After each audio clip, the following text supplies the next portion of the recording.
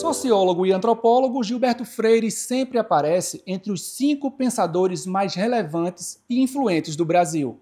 Sua obra é um legado importante para entender a formação social do país, a partir da miscigenação e da influência de outras culturas. Estamos na casa grande de um antigo engenho. Foi aqui que o escritor viveu por toda a sua vida adulta. Mateus está sempre por aqui. É um dos educadores que conduz as visitas pelo casarão e apresenta Freire para muita gente. Ele diz mais ou menos assim: ele foi a primeira pessoa a entender que a miscigenação que aconteceu aqui foi positiva para a história do país e não negativa, como a sociologia e a antropologia da época entendiam, sabe?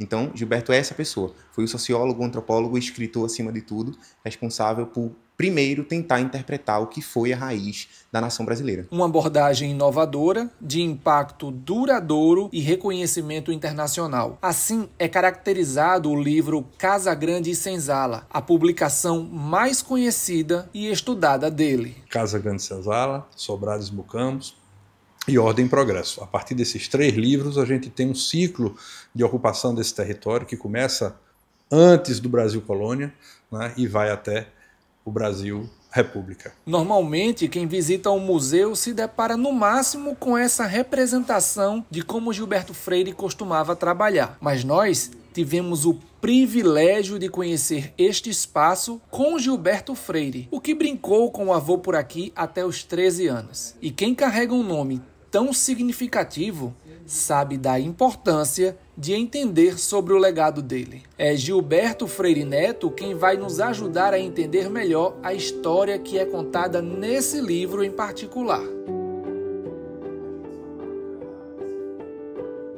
Quantas vezes seu avô esteve na China para produzir o China Tropical? É bem curiosa a pergunta. Veja, Gilberto Freire não chegou aí à China. Mas não é difícil de entender como um pesquisador produziu conhecimento para escrever essas páginas. Uma biblioteca deste tamanho explica muito. A leitura de outros autores contribuíram para a análise tão profunda das raízes chinesas que também fizeram parte da formação do Brasil. É a partir da leitura do China Tropical que a gente tem essa identidade oriental, principalmente de origem asiática, mais distante, tanto a China quanto o Japão, no cotidiano da vida brasileira. Isso tem a ver com a forma como a gente se relaciona, se comunica, tem a forma como a gente se alimenta, como a gente tempera as nossas comidas, né, com muito tempero de origem oriental, curiosamente. Tem a ver com as festas e as manifestações culturais que a gente, e o brasileiro não é fraco disso, né, utiliza para se sociabilizar, para criar relações com o sagrado e com o profano. E é dentro dessa dinâmica que o China Tropical é muito interessante. Você, a partir da leitura do China Tropical, você vai identificar esses pequenos pontos de contatos que representam grandes referências fraternas entre países tão distantes.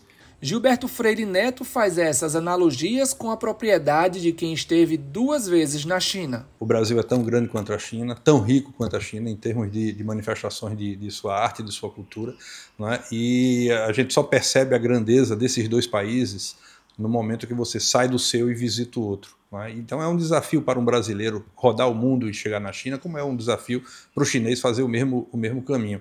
Mas o curioso disso tudo é que você, nesse filme ou nessa fotografia que você visualiza, né, no país irmão, país amigo, estrangeiro, você começa a se ver parte dessa civilização. Foram 78 livros publicados por Gilberto Freire em vida, mas o Neto observa que nenhum ainda ganhou uma versão chinesa. Fazer com que o chinês, né, tenha acesso a essa literatura brasileira, que vai para Guimarães Rosa, vai para o próprio Gilberto Freire, né, vai para o Ariano Suassuna, né, mais cotidianamente aqui com os nossos iberismos, né. Nós temos uma literatura muito rica. Então, criar essa relação de consumo entre esses países que, apesar dessa distância, tem pontos de convergência na cultura, é muito importante. Do Recife, Luiz Boaventura para a China Global Television Network.